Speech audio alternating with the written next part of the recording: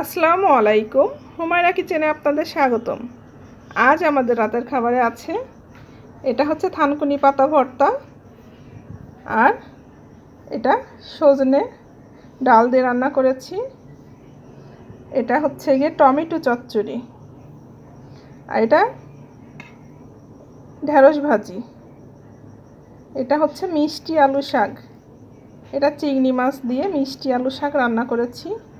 আর এটা হচ্ছে গিয়ে শিং মাছটাকে আমরা ভুনা করেছি। আর এটা ঢেঁড়স চচ্চড়ি করেছি, আস্তে আস্তে ঢেঁড়স চচ্চড়ি করা হয়েছে। এটা হচ্ছে পাবদা মাছ, পাবদা মাছটাকেও ভুনা করা হয়েছে। এই ছিল আজকে আমাদের খাবারের আয়োজনে। ভালো থাকবেন, সুস্থ থাকবেন। আল্লাহ হাফেজ।